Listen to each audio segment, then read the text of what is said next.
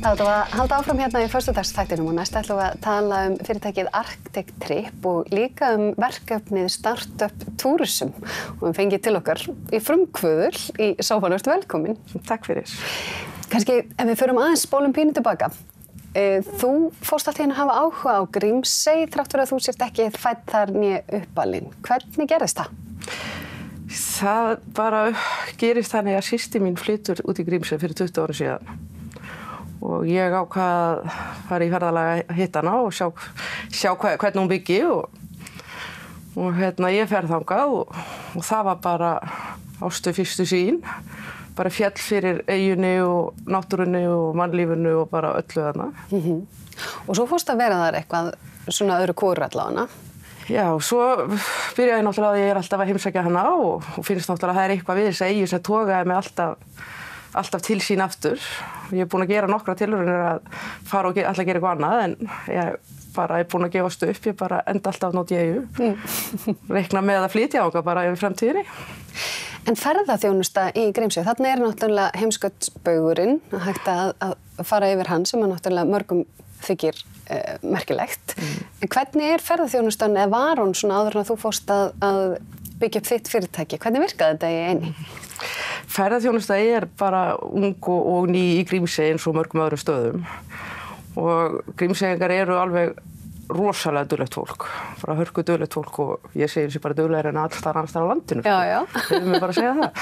En þau náttúrulega hafa alltaf bara reddað öllu og það alveg sama hvað það að þessu var bara reddað og gert og ef það vantaði gisti aðstöðu þá var bara að stofna gistiheimili og svo vantaði veitingastað og þá var bara að opna veitingastaður og þannig að þetta var svona, en þessu var svona pínu bara verið að redda eftir eftirspurn og eftir þörf. Já, þannig að það var að koma hópur í eina og þá bara...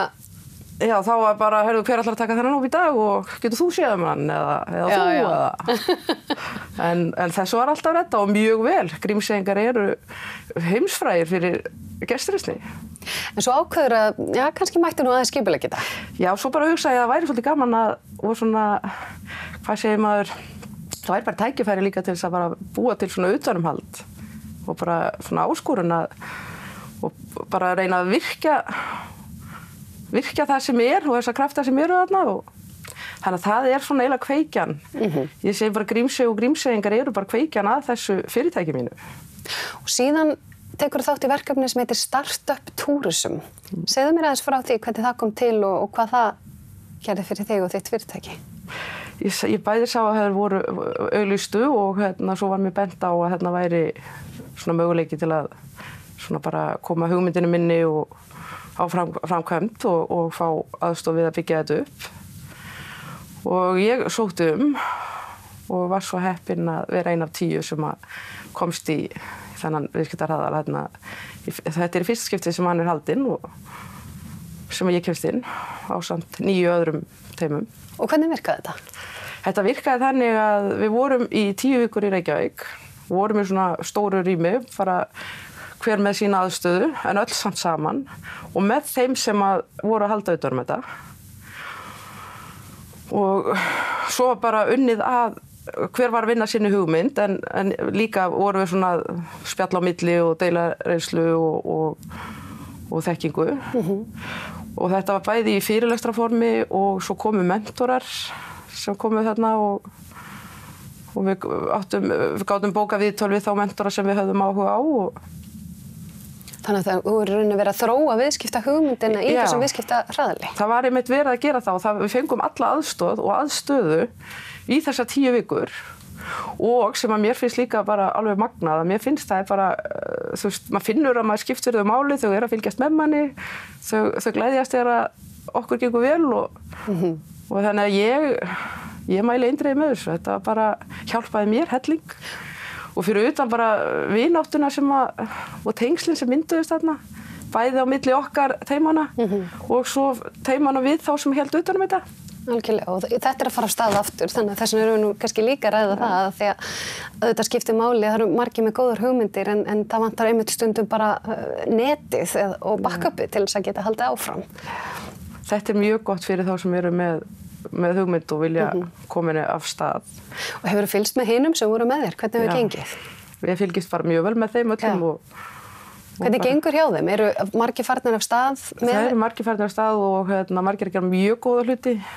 Svo voru þetta náttúrulega misjafnar hugmyndir þannig að það er svona misjafnt hversu langa tíma þetta mun taka hjá þeim, en ég er alveg, ég er alveg 100% að þau munu all ná þangað sem þau ætla sér. Algjörlega. Þetta hlýtur að vera líka, þú hlýtur að eigna svona pínu í hinu líka, að halda með því allavega. Já, það er alveg þannig sko. Já. Það er alveg þannig.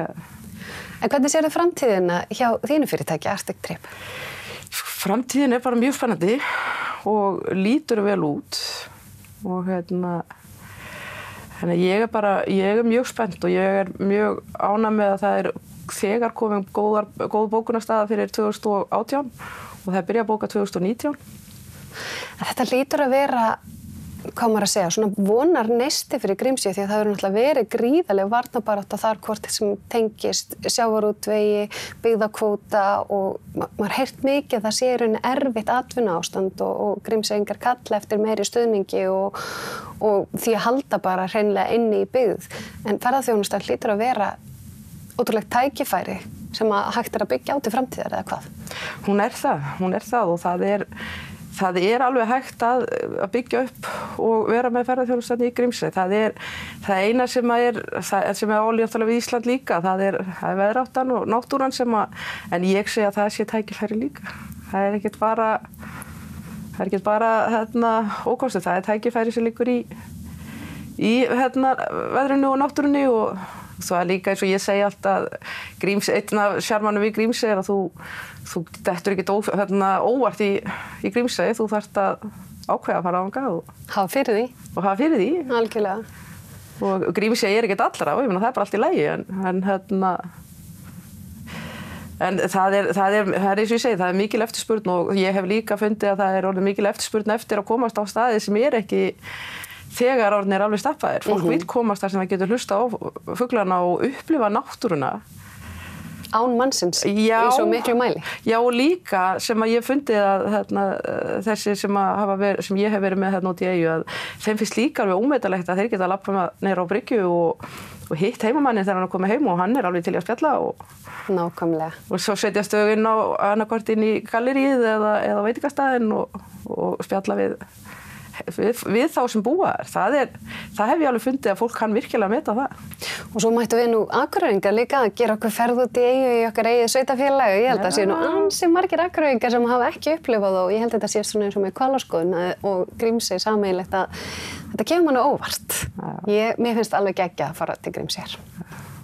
Gaman að fá þig og takk fyrir að deila þessari reynslu. Ég hvet ykkur til þess að í fyrsta lagi náttúrulega fara til Grímseyjar vegna þess að það er einstök upplifun og hins vegar kynni ykkur fyrirtæki Arctic Trip og síðan Startup Tourism. Þið getið einfaldlega að fara á netið og ég held að sé startuptourism.is segir mann rétt og á Facebook líka og kynnt ykkur þennan viðskiptarraðal og ef þið eru með hugmynd bara kýla á það. En við höldum áfram í föstudagsþættinum eftir augnablik.